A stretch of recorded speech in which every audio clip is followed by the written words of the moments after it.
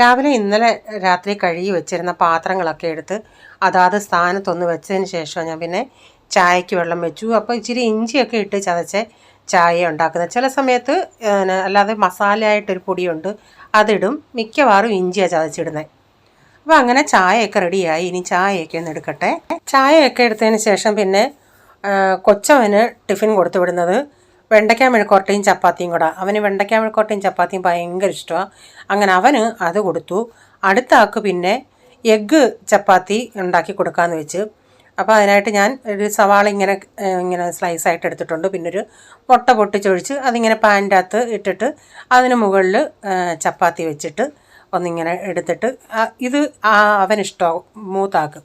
അപ്പം ഞാൻ അതിൻ്റെ അകത്ത് ഇച്ചിരി ടൊമാറ്റോ സോസും മയോണൈസൊക്കെ തേച്ച് പിന്നെ ഈ സവാളയിൽ നടുക്ക് വെച്ച് ഇങ്ങനെ റോളാക്കിയിട്ട് ഫോയിൽ പേപ്പറിൻ്റെ അകത്താക്കി ഫോയിൽ കവറിൻ്റെ അകത്താക്കി അവന് ഞാൻ കൊടുത്തു. അങ്ങനെ രണ്ടുപേരുടെയും ടിഫിനൊക്കെ കഴിയുമ്പോഴത്തേക്ക് നമുക്കൊരു സമാധാനം. പിന്നെ അടുത്തതിനെയും ഉച്ചക്കത്തെ പരിപാടിയാണ്. അപ്പോൾ രാവിലത്തെയൊക്കെ കഴിഞ്ഞതിന് ശേഷം പിന്നെ ഉച്ചയ്ക്ക് ഒരു ബീഫ് കറി ഉണ്ടാക്കുന്നത്. അതിനായിട്ട് ഞാനിപ്പോൾ ഒരു കടായി ഇവിടെ വെച്ചിട്ട് അതിലേക്ക് ഇച്ചിരി ഓയിലൊഴിച്ച് കറിവേപ്പിലിട്ട് പൊട്ടിച്ചതിന് ശേഷം ഇതിലേക്കൊരു 7 സവാള, 2 കുടം വെളുത്തുള്ളി, 2 വലിയ കഷ്ണം ഇഞ്ചി, ഇതെല്ലാം ഇച്ചിരി ഉപ്പിട്ടതൊന്ന് വഴട്ടിയെടുക്കാം. അപ്പം സവാളയൊക്കെ ഒന്ന് വഴന്ന് വന്നിട്ടുണ്ടെങ്കിൽ ഇതിലേക്ക് നമുക്ക് പൊടികൾ ചേർത്ത് കൊടുക്കാം.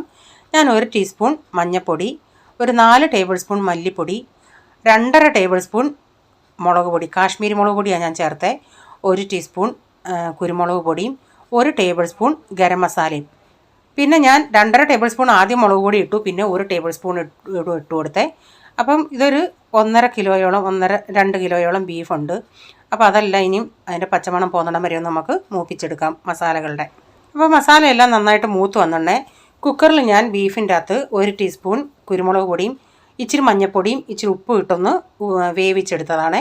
എന്നിട്ട് ആ വെന്ത ബീഫ് ഇതിലോട്ട് ഇട്ട് കൊടുത്തിട്ട് നന്നായി മിക്സ് ചെയ്ത് കുറച്ച് നേരം ഒന്ന് ഒരു മീഡിയം ഫ്ലെയിമിൽ ഇവിടെ കിടക്കട്ടെ. ആ ഇറച്ചിക്കകത്തൊക്കെ ഒന്ന് മസാല പിടിക്കണം. അപ്പോൾ ഒരു 10-15 മിനിറ്റ് ഇങ്ങനെ കിടന്ന് അതൊന്ന് തിളച്ചു. ഇപ്പം നന്നായിട്ട് തിളച്ച് എണ്ണയൊക്കെ ഇങ്ങനെ നന്നായിട്ട് തെളിഞ്ഞ് വന്നിട്ടുണ്ട്. ഇനി നമുക്ക് ലാസ്റ്റ് ഇതിലേക്ക് കടുക് വറുത്ത് ചേർക്കണം. അപ്പം നിങ്ങൾക്ക് എത്രയും ചാറ് വേണോ അതനുസരിച്ച് ചാറെടുക്കാമേ. അപ്പോൾ കടുക് വറക്കാൻ കൊച്ചുള്ളി ഉണ്ടെങ്കിൽ കൊച്ചുള്ളി ചേർക്കാമേ. എൻ്റെ കയ്യിൽ കൊച്ചുള്ളി ഇല്ല, അതുകൊണ്ട് ഞാൻ സവാളയെ ചേർത്തേ. ഞാൻ ഓയിൽ ഒഴിച്ചിട്ട് ഒരു 2 ടീസ്പൂൺ കടുക് ഇട്ടിട്ടുണ്ട്. എന്നിട്ട് അതിലേക്ക് ഒരു അരമുറി സവാള, വലിയൊരു മുറി സവാള, എന്നിട്ട് 2 തണ്ട് കറിവേപ്പില, ഇതെല്ലാം കൂടെ നന്നായി മൂപ്പിച്ചിട്ട് നമ്മുടെ കറിയിലേക്ക് ഒഴിച്ചിട്ടുണ്ട്. അപ്പം കുറച്ച് തേങ്ങാക്കൊത്തൂടെ ചേർക്കുകയാണെങ്കിൽ കുറേ കൂടെ നല്ലതാണ് കേട്ടോ. ഇപ്പം നമ്മുടെ കറി ഇവിടെ റെഡി ആയിട്ടുണ്ട്. അപ്പോൾ വീഡിയോയുടെ ഫുള്ളായിട്ടുള്ള വീഡിയോ ആർക്കെങ്കിലും കാണാൻ താല്പര്യമുണ്ടെങ്കിൽ ഞാൻ ബിജീസ് കിച്ചൻ ചാനൽ വ്ളോഗിൽ ഇട്ടിട്ടുണ്ട്. അപ്പോൾ ഇന്നത്തെ വിശേഷങ്ങൾ ഇതൊക്കെയായിരുന്നേ.